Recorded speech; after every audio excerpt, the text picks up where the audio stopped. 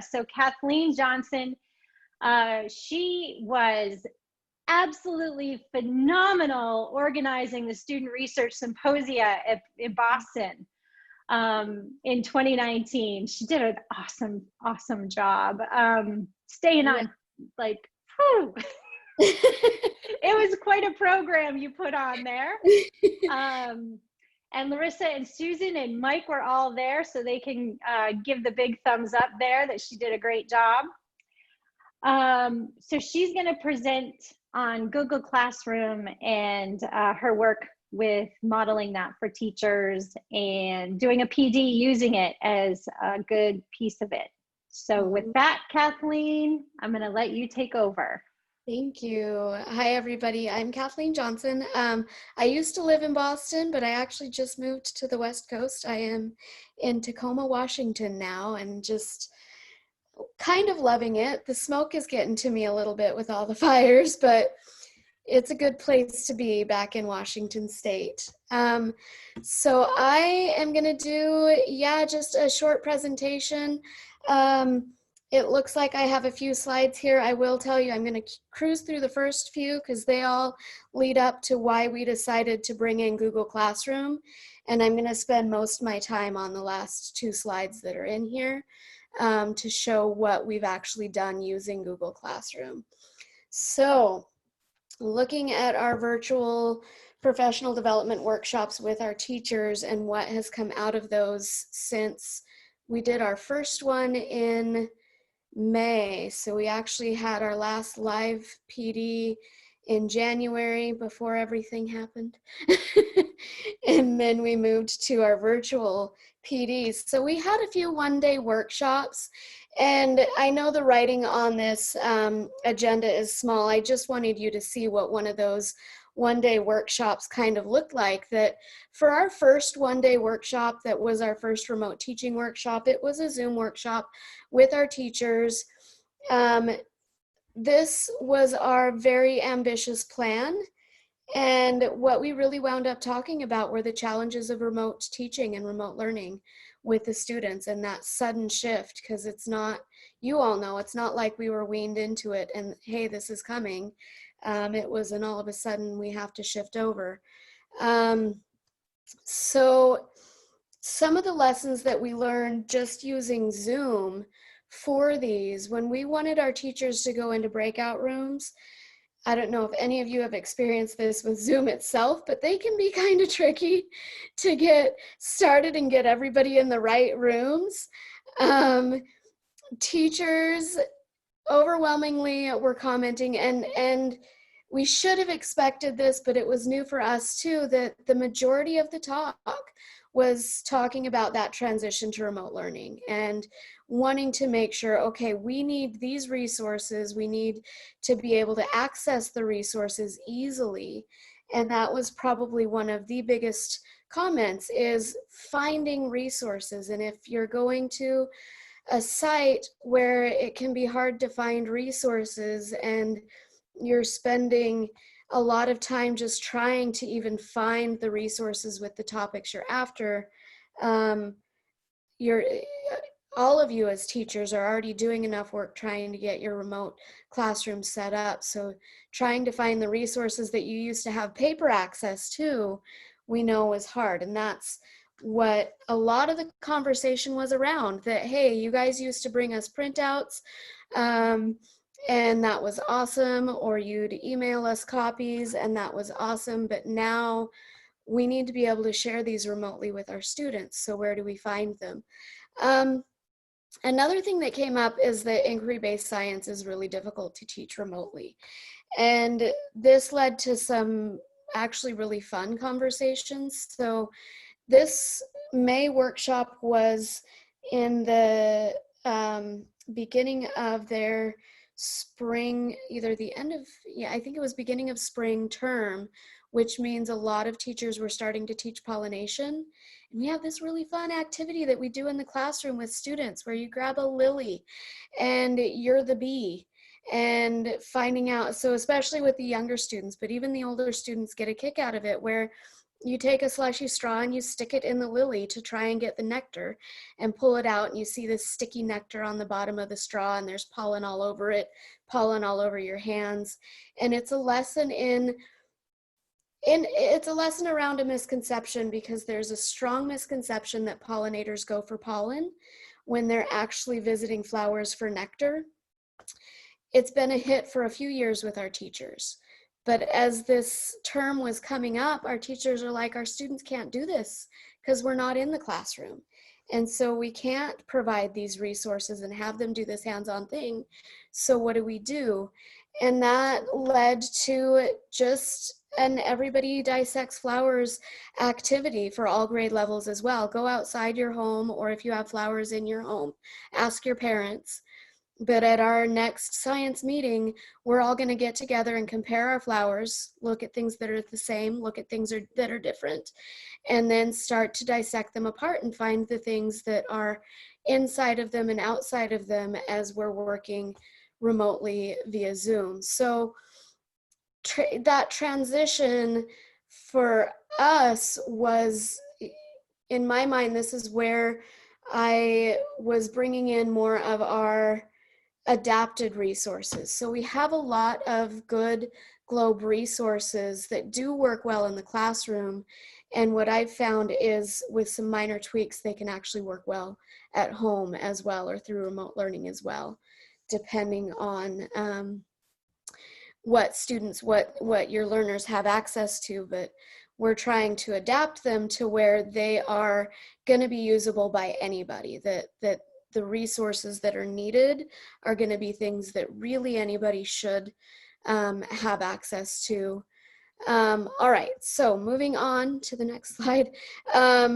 So our teachers were wanting more support materials for at home, more collaboration opportunities. They asked for our presence via Zoom to help with project building. And they did want to have a presentation building workshop. So these first two bullets are two of the big things that really pulled us into getting Google Classroom to work.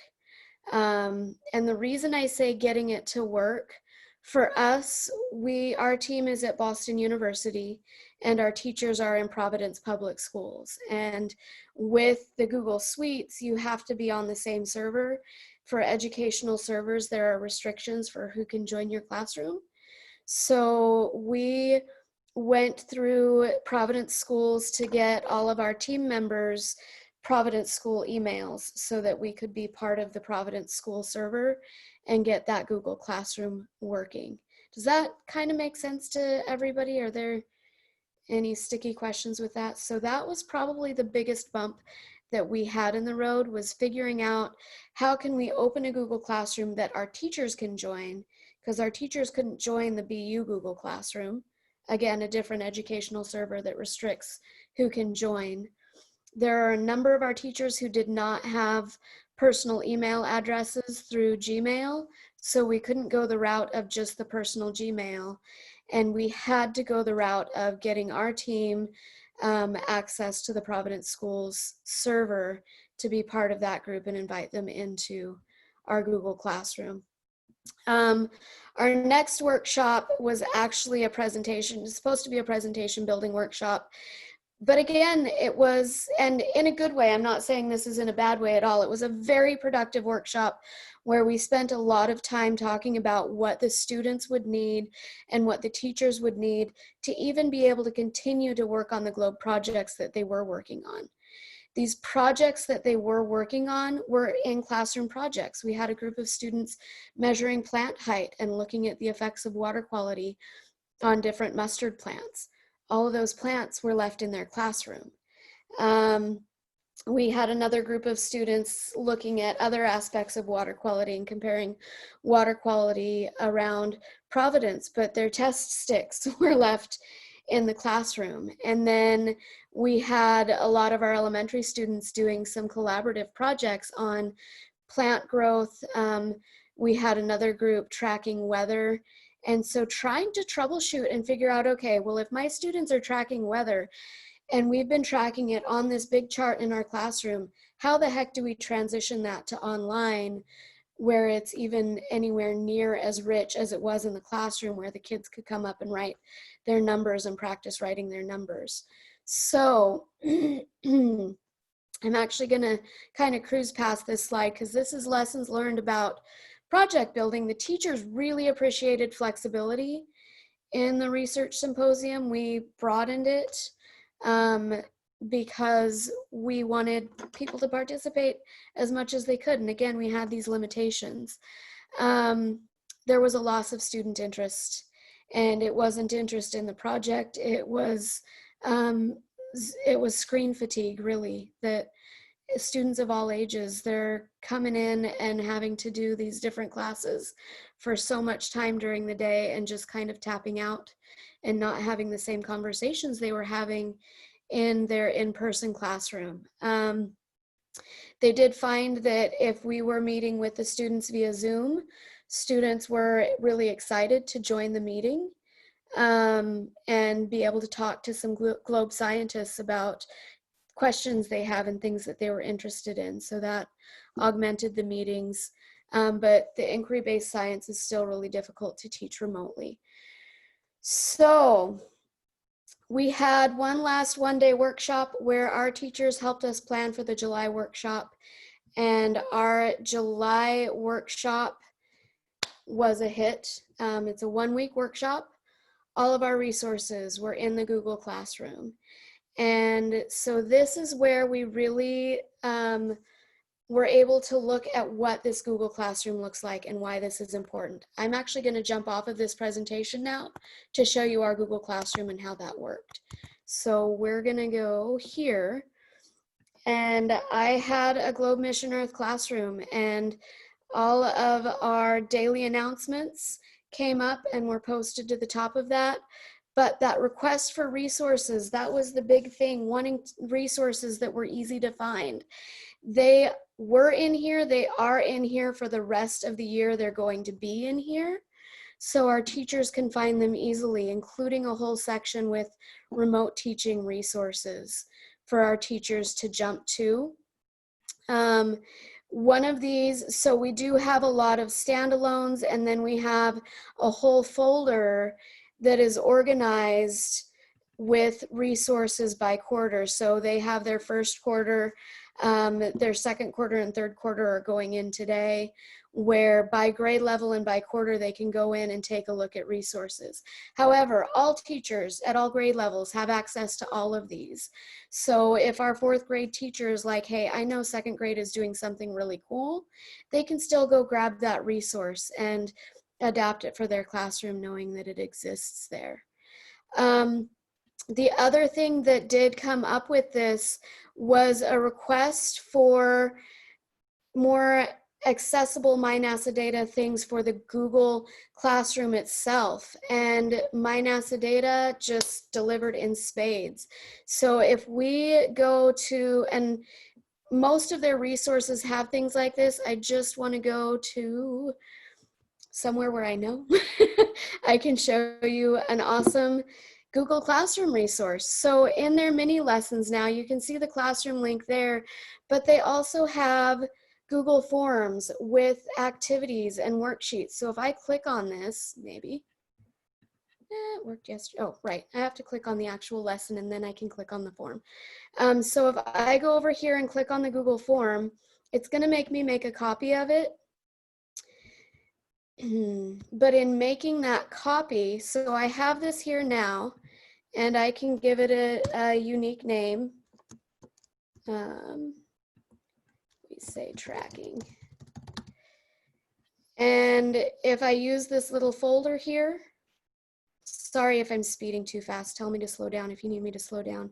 If I use this folder, I can put it into my classroom. So I'm going, this folder is what lets me move where it sits. So I'm actually going to put this in my classroom, move it to my classroom, go to my classroom, and I am going to create a quiz assignment.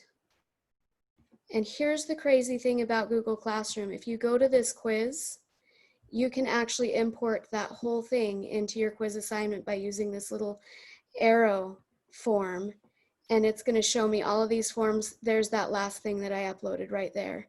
So if I double click on this guy, it's going to give me an option to download select sections or select questions, or I can choose them all. And if I click import, the only little bit of tracking that I need to do is get rid of this first one that isn't anything. But the rest of that whole thing is now in here, and I didn't have to do any of my own legwork, but it is also modifiable. So if there are questions that you're like, that's worded above where my students are at, or that's worded below where my students are at, or I don't really want this question in here, you can modify this, because this is in your classroom now, and you can use this in your classroom for your students. And then you're going to want to make sure to give it a name. I'm just going to name mine test, so I remember to delete it from what I'm doing for our teachers. And then once you're done with that, you just go back to your class. So if I close this out, it's going to save it as test. We're going to, it should update it. Yep. Okay. So then I would give it a name.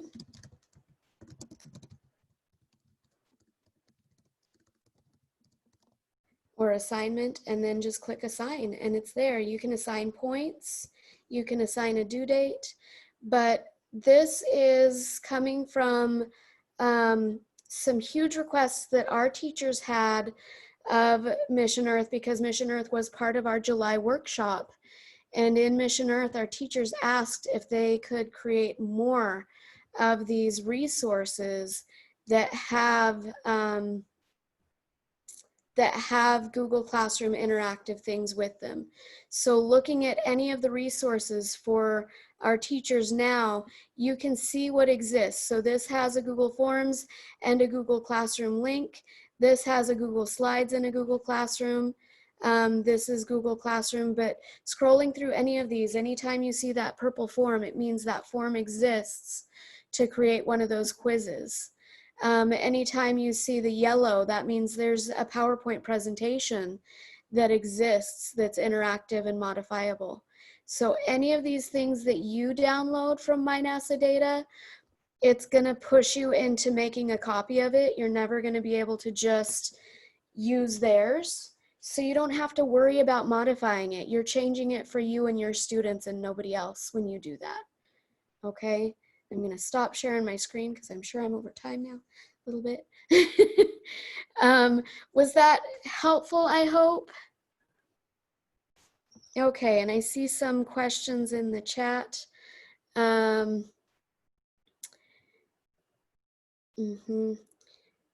Just looking at the questions really, or seeing what questions we have. Yeah, okay, so assignments in Google Classroom can get really overwhelming if there are many tasks using Pear Deck. Yes, we also found that our teachers do use a lot of different resources, and the overwhelming was one of our biggest lessons from our workshop, from our week-long workshop, because our week-long workshop, that was 7-hour days, and nobody can Zoom for 7 hours. So we did it in segments with a whole lot of breaks.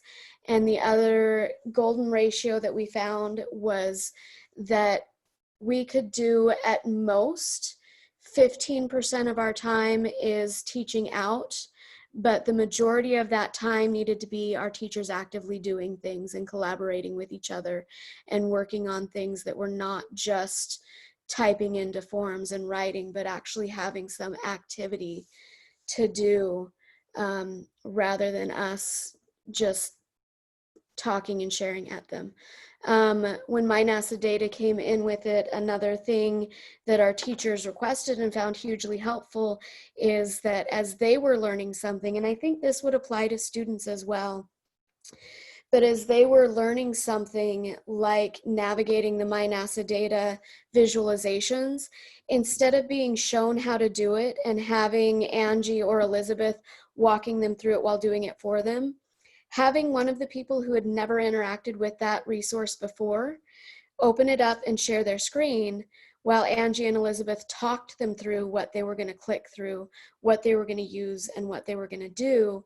And in doing that and having the student actually be sharing their screen and go through that, a lot of the sticky points came up, a lot of the questions of, wait a minute, where am I clicking again? Oh, I don't see that button, were able to be asked.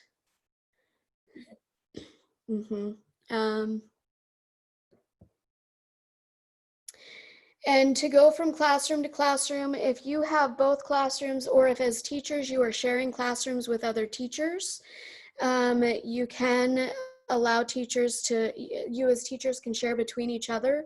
You just need to invite the other teacher to be a fellow teacher in your classroom.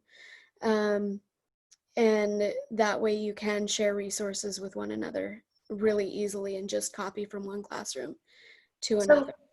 So the question is, BU created a Google Classroom for its teachers.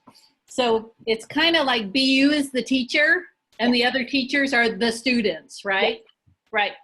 So my question is then, as the student to your classroom, they have a resource that they just want to put in their own Google Classroom, and they cannot do that?